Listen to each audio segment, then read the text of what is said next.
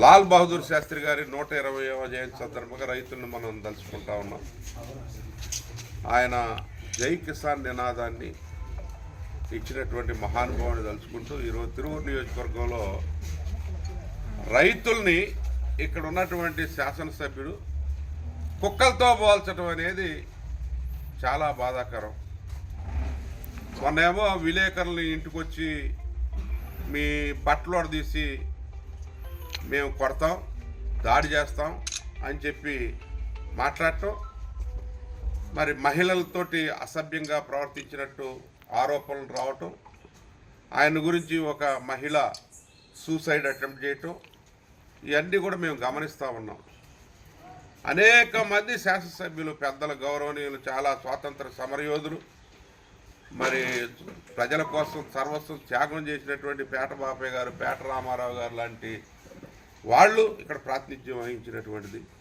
అదేవిధంగా సాంఘిక సంక్షేమానికి ఆది పురుషుడైనటువంటి వేముల కూర్మయ్య గారు ఇక్కడ నుంచి ప్రాతినిధ్యం వహించి మంత్రి సేవలు అందించారు. కోట రామయ్య గారు ఇక్కడ ప్రాతినిధ్యం వహించి 2 సార్లు శాసనసభ ప్రాతినిధ్యం వహించారు. మరి దరివిలా చాలామంది, మరి పూర్ణానందం గారు కావచ్చు, పిట్టా వెంకటరత్నం గారు కావచ్చు, లేకుంటే ఇంకా మరి కోనేరు రంగారావు గారు ఈ రాష్ట్రానికి ఉప ముఖ్యమంత్రిగా ల్యాండ్ సంస్కరణల మీద, భూమి యొక్క మరి భూములు, పేదలకు సంబంధించిన భూముల మీద ఆయన ఇచ్చిన కమిటీ రిపోర్ట్లు చారిత్రాత్మకమైనటువంటి. అదేవిధంగా పద్మజ్యోతి గారు కానీ, లేకుంటే రక్షణనిధి గారు కానీ అనేక మంది ప్రాతినిధ్యం వహించారు. కానీ ఈ శాసనసభ్యుడు మరి ఒక భాష, అన్పార్లమెంటరీ లాంగ్వేజ్, ఆయన రాజ్యాంగాన్ని చదువుకున్నాను, నేను ఐఏఎస్ ఐపీఎస్లకి ప్రొఫెసర్ని, పిహెచ్డి చేశాను అని చెప్పుకునేటటువంటి వ్యక్తి ఈరోజు ఏ విధమైనటువంటి భాష మాట్లాడాడో మనం అందరం చూసాం.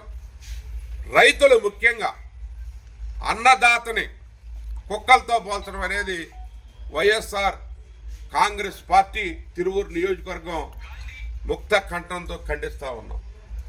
ఇది దుర్మార్గమైన విషయం. రైతే రాజు, రైతు లేనిదే రాజ్యం లేదు. అన్నదాత రైతు అన్నపూర్ణగా బాసిల్లుతున్న ఆంధ్ర రాష్ట్రంలో రైతును అవమానకరంగా ఎవరు మాట్లాడినా రైతుల యొక్క క్రోధాగ్నికి, కోపాగ్నికి కొట్టుకుపోతారు.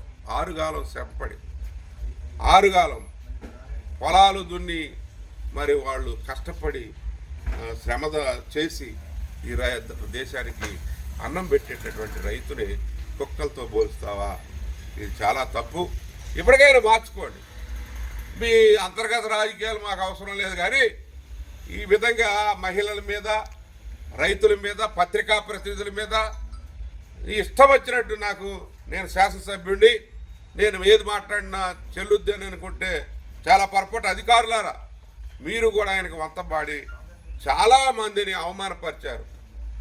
ఇది భావ్యం కదా. అధికారులు కూడా చట్టబద్ధంగా, రాజ్యాంగబద్ధంగా మీరు వ్యవహరించాలి. పోలీస్ వ్యవస్థ కానీ, రెవెన్యూ వ్యవస్థ కానీ ఏదైతే చట్టం ఉందో చట్టాన్ని గౌరవించి మీ పనులు మీరు చేసుకుని ఎవరికో తాబేదారులుగా ఉండాల్సిన పని లేదు. మీరంతా కూడా మరి ఓటు తీసుకొని వచ్చారు. భారత రాజ్యాంగం ప్రకారం ఇక్కడ అడ్మినిస్ట్రేషన్లో మీరు పాలు పంచుకుంటున్నారు.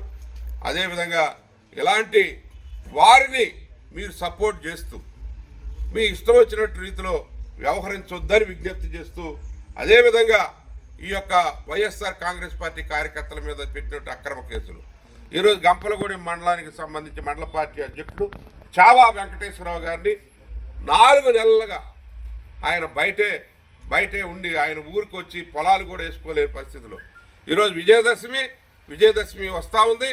విజయదశమికైనా ఆయన రావాలని చెప్పి నిన్న కమిషనర్ గారిని మేము కలిసి విజ్ఞప్తి చేయడం జరిగింది. ఇంత దుర్మార్గమైనటువంటి వ్యవస్థ నడుస్తూ ఉంది. చావా వెంకటేశ్వరరావు గారిని వెంటనే వారిని ఆ గ్రామంలో స్వేచ్ఛగా జీవించేటట్లు వారు, మరి ఇక్కడ పోలీసు వారు, అదేవిధంగా అక్కడ ఉన్నటువంటి రెవెన్యూ సిబ్బంది, ఎగ్జిక్యూటివ్ మ్యాజిస్ట్రేట్ కానీ, మరి లా అండ్ ఆర్డర్ చూసేటటువంటి పోలీసులు కానీ అందరూ కూడా ప్రొటెక్షన్ కల్పించి ఆ ఊర్లో ఏదైతే మరి రవిడీజం చేస్తున్నటువంటి వాళ్ళు ఉన్నారు, ఎవరైతే చట్టాన్ని అతిక్రమిస్తూ ఉన్నటువంటి వాళ్ళని సరైన రీతిలో మరి శిక్షించి, ఒకవేళ ఆయన తప్పు చేస్తే మీరు కేసులు పెట్టండి. అంతేగాని గ్రామ బహిష్కరణ చేయటం అనేది, గ్రామంలోకి రాకోకుండా వస్తే వెంటబట్టడం, దాడి చేయటం, పోలీసులు చూస్తూ ఉండటం, ఇవన్నీ కూడా క్షమించరాని నేరం. అదేవిధంగా చాలామంది మా వైఎస్ఆర్ పార్టీ కార్యకర్తల్ని వేధిస్తూ ఉన్నారు. ఆ వేధింపులన్నీ మానుకోవాలి. నేను చెప్తా ఉన్నా, ఈ శాసనసభ్యుడు మరి ఈ విధంగా ఏదైనా అంటే దళిత కార్డు పెడతాడు. మేమంతా దళితులే. ఆయన వేముల కోరమయ్య గారి కాడ నుంచి రిజర్వేషన్ ఇక్కడ ఉంది. నేను అందరం కూడా ప్రాతినిధ్యం వహించాం. మా నోర్లు మేము జాగ్రత్తగా పెట్టుకుని పబ్లిక్లో ఉండేటప్పుడు, బాధ్యతాయుతమైన శాసనసభ్యుడిగా ఉన్నప్పుడు మీరు రాగద్వేషాలకు అతీతంగా, మీకు అంటే మనుషులం కాబట్టి కోపం వస్తాయి, కానీ అది ఒక ఇన్ కెమెరాలో ఉండాలి, కానీ నాలుగు గోళ్ల మధ్య ఉండాలి. కానీ బయట పబ్లిక్లో వ్యవహరించేటప్పుడు మీ మాట తీరు, మీ నడవడిక అన్నీ కూడా అబ్జర్వ్ చేస్తారు. మరీ ఘోరంగా మహిళలు ఆరోపణలు చేస్తున్నారంటే, లైంగిక ఆరోపణలు మీ మీద వచ్చాయంటే ఇది చాలా మరి ఆలోచించాల్సినటువంటి విషయం. ప్రభుత్వం కూడా ఆలోచించాలి. అధికారులు మరి ఈయన మాటలు వింటూ ఈయనతోటి అంటగాగుతున్నటువంటి విషయాన్ని మేము తీవ్రంగా ఖండిస్తూ, అధికారులు ఇప్పటికైనా వేధింపులు మానుకోవాలని చెప్పి వైఎస్ఆర్సీపీ మరి తిరువూరు నియోజకవర్గం పార్టీ మొత్తం కూడా ఏకగ్రీవంగా మేము తీర్మానించుకొని మీ అందరికీ తెలియజేస్తా ఉన్నాం. ఇక మేము బయటకు వస్తాం, రోడ్డు మీదకి వస్తాం. ఏదన్నా మా కార్యకర్తకి ఏ విధమైనటువంటి అన్యాయమైన కేసు పెట్టినా రోడ్డు మీదకి వచ్చి పోరాటం చేస్తాం. పోరాడితే పోయేదేమీ లేదు బానిస సంఖ్యలో. మరి ఇక్కడ చేగువేర ఆదర్శం నాకు అన్నారు. ఈ శాసనసభ్యుడు ఎన్నో పాత్రలు వచ్చాడు. తిరువూరు నియోజకవర్గ అభివృద్ధి నా చేయమన్న, అభివృద్ధికి అడ్డు వచ్చి, అభివృద్ధి అంటే ఏంటండి? మీరు ఇప్పటివరకు పత్రికల వాళ్ళు అన్నీ కూడా బయట పెట్టారు, మేము చెప్పాల్సిన అవసరం లేదు. లోపలికొకటి బయటకొకటి, అది కాదండి అభివృద్ధి అంటే. తిరువూరు అభివృద్ధిని మీరు ఇక్కడ ఉన్నటువంటి ఇరిగేషన్, చెరువులు ఏదో సొంత నిధులు ఎక్కడ నీకు సొంత నిధులు? నేను ఇండస్ట్రియలిస్టువా? సొంత నిధులు ఎక్కడే నీకు? అవి కూడా నీకు చేస్తారు ఇన్కమ్ ట్యాక్స్ వాళ్ళు. ఎన్ని ఖర్చు పెట్టావు? అది కూడా బిల్లులు చేస్తున్నారు ఈరోజు. ఎప్పుడు మరి వస్తా గవర్నమెంట్ నుంచి శాంక్షన్లు తీసుకుందామని చెప్పి ఒక్కటి కూడా సొంత నిధి లేదు. వాళ్ళు స్పాన్సర్ చేసి, వాళ్ళని బెదిరించి, వీళ్ళని బెదిరించి, ఆ ప్రొక్లైన్లు పెట్టించి ఏదో తాటకం పొట్టుకం చేసి డబ్బాలు కొట్టుకుంటే సరిపోదు. వాస్తవాలు అందరికీ తెలిసినటువంటి అంశమే. వాస్తవాలు తెలియదు ఎవరికీ లేదు. ఆ వాస్తవాలు వెలుగులోకి వచ్చేసరికి నీకు కోపం వస్తుంది.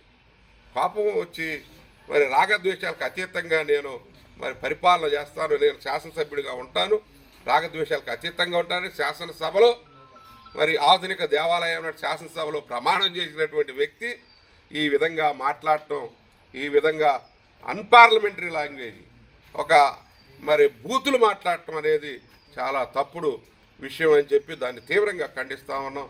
దీన్ని మరి ఇది చట్టబద్ధమైనటువంటి విషయాలు కావు. మీరు ఇప్పటికైనా చర్యలు తీసుకోండి పార్టీగా. అదేవిధంగా అంటే మీరు మీ అంతర్గత విషయం మాకు అనవసరం. ఇలాంటి వాళ్ళని మరి మీరు పంపించి ఏం చేయాలనుకుంటున్నారు ఈ రాష్ట్రాన్ని ఒకసారి ఆలోచించండి.